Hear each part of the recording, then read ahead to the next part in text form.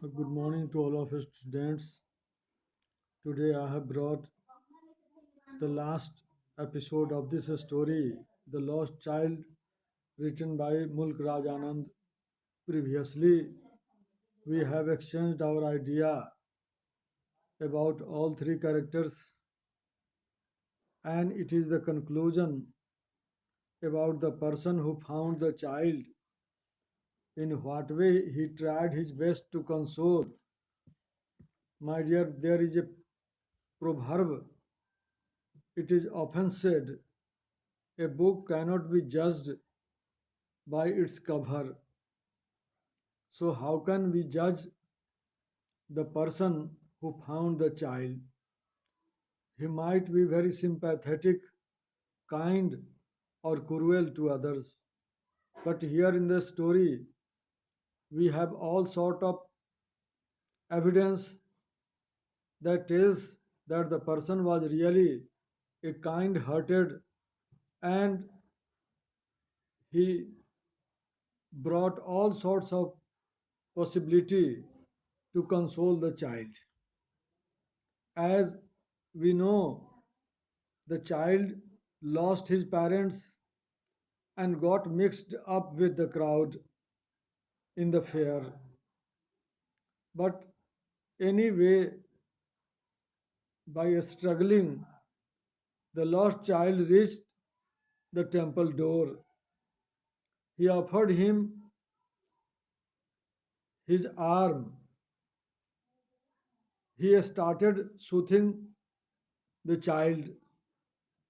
But as the story tells, the boy had very negative response and a kind of refusal. He had only one thing. He wanted to have his parents anyhow. Everything had become useless for him. My dear, you may realize the panicness of the child who lost his parents.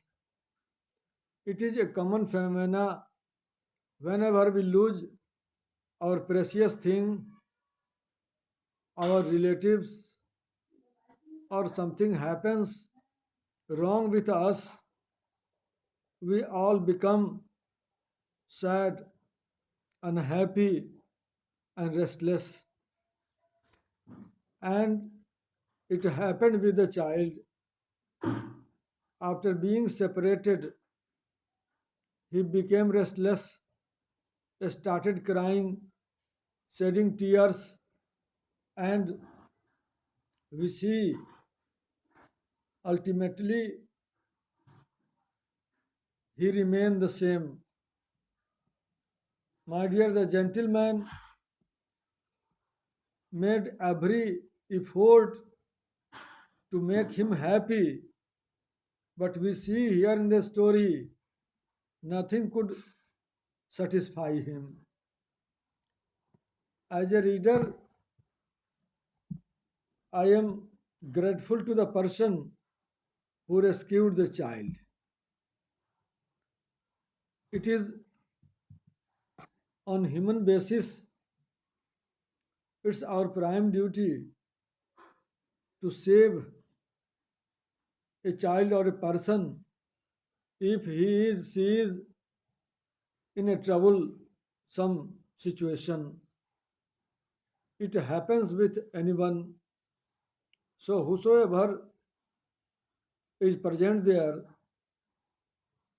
should stride forward to support the person.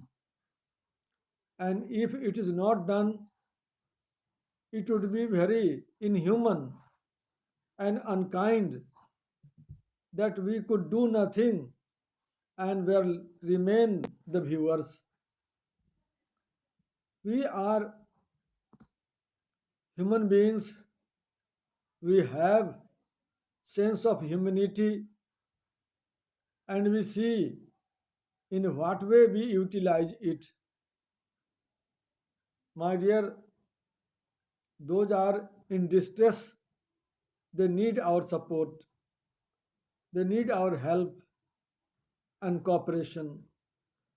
If it is not done, certainly we are not to be said human beings. As a man,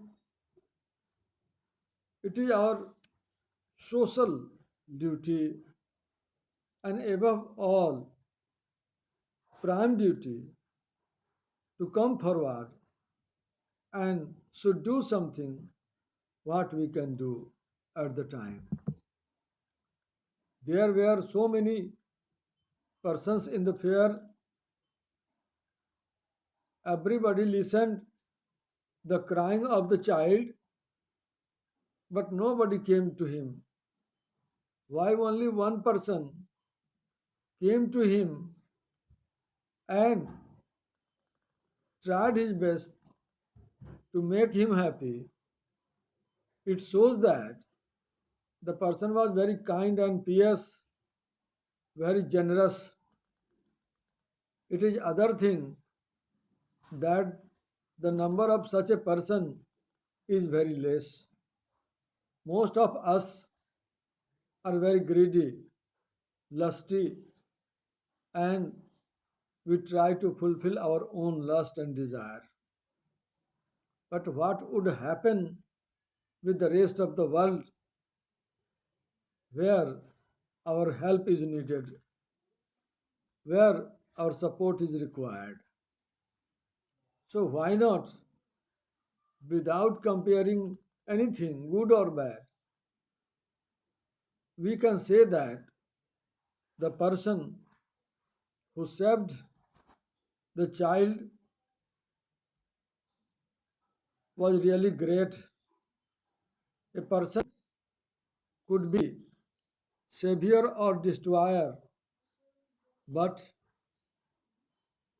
our humanity comes first. In our practical life, in our everyday life, we see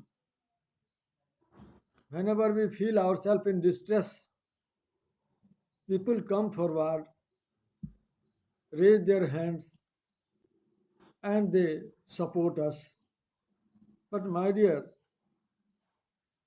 we forget it.